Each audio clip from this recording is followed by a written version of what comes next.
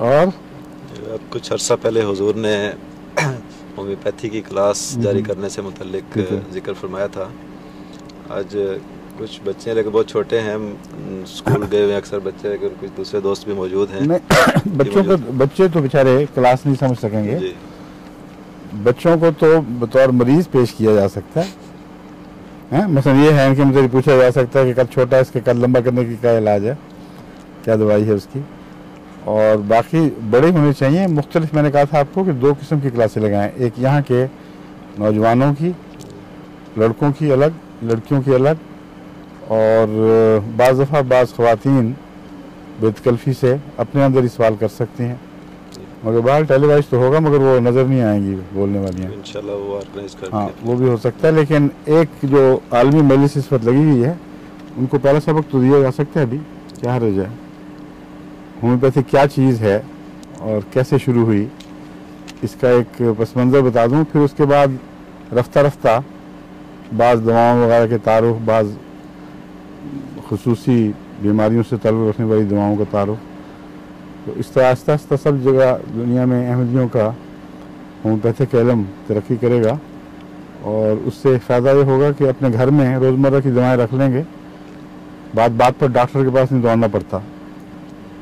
और इससे पहले मैं अपना भी बता दूं कि मैं होम्योपैथिक बना कैसे था। होम्योपैथ हज़रत मुस्लिम मऊद रज़ी अल्लाह तआला अन्हु अभी ज़िंदा थे, 1960 के लगभग की बात है।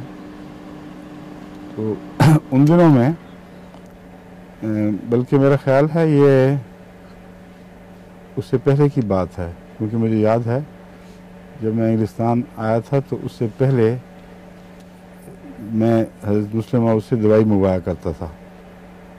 और बाद में बीमारी के दिनों में फिर मैंने ये इल्म हासिल करना शुरू किया। लेकिन होता यह था कि मुझे एक सर दर्द की तकलीफ़ होती थी जो मिग्रेन कहलाती है। इसको आमतौर पर उर्फ़-ए-आम में मिग्रेन कहते हैं, लफ्ज़ मिग्रेन है। ये आधे सर की दर्द खा दाईं तरफ का हो खा बाईं तरफ का, उसे दर्द शकीक़ा भी कहा जाता है उर्दू में। तो ये बड़ी तकलीफ़ दह चीज़ है, इसके साथ मतली भी होती है, असाबी तनाव बहुत होता है। और मुझे जो होती थी बाद 2-3 दिन चलती थी और बिल्कुल पढ़ने लिखने के नाअहल कर देती थी।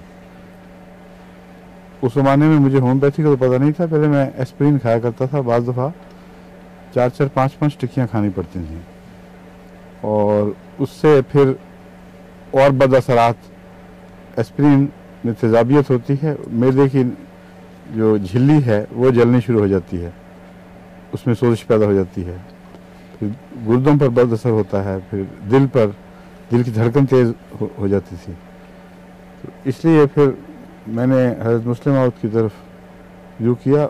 आपके पास एक होम्योपैथिक नहीं थी, वो एक दवाई थी सैंडोल जो कलकत्ते से आया करती थी। उस दवा से मुझे बग़ैर किसी ज़ायद डोज लेने के आराम आ जाए, एक ही टिक्के से आराम आ जाता था। और वो दवा चूँकि पाकिस्तान में मिलती नहीं थी, हज़रत मुस्लिम मऊद को कलकत्ते से आया करती थी। तो मैंने कई दफ़ा आपसे दवाई मंगवानी कि आप वो सैंडोल भिजवा दें। एक दफ़ा छोटी सईदा मेरा पा को मैंने लेटा हुआ था, काफ़ी तकलीफ़ थी, आँख खोलनी भी मुश्किल थी। तो गर्मियों की शाम थी, मैंने कहा आप अब्बाजान से जाके मेरे लिए सैंडोल ले आएँ। तो कुछ देर के बाद वापस आई तो उन्होंने कहा कि वो सैंडोल तो ख़त्म हो चुकी है। तो उन्होंने फरमाया है कि मैं होम्योपैथिक दवाई देता हूँ, ये इस्तेमाल करके देख लो। उस वक्त तक मुझे कोई ख़ास यकीन नहीं था होम्योपैथी पे, तबर्रुकन मैंने कहा ठीक है। बाद मुझे भी कहते हैं कि इलाज विलाज नहीं मानते, तबर्रुकन दे दो। हाँ हाँ ये भी उनमें से है तबर्रुक। हाँ मगर बाज़ तबर्रुक से फ़ायदा नहीं भी होता। खैर वो दवाई मुंह में मेरे पुड़िया, मुंह खोल दिया, आंखें बंद उसी तरह, और पुड़िया मुंह में डाल दी मीठी गोलियों की। और कुछ देर बातें, 2-3 मिनट बातें की, क्या मैं जानने लगी हूँ कुछ फ़र्क पड़ा। तो अचानक मुझे महसूस हुआ कि दर्द है ही नहीं, यानी होने और ना होने के दरमियान जो नो मैन्स लैंड है वो भी नहीं थी। हैरान हो गया, मैं क्यों आंखें बंद करके लेटा हूँ। उसी वक्त उठ खड़ा हुआ, मैंने कहा तो अजीब जादू है, ये तो हैरत अंगेज चीज़ है। कभी किसी दवा से ऐसा फ़ायदा नहीं हुआ।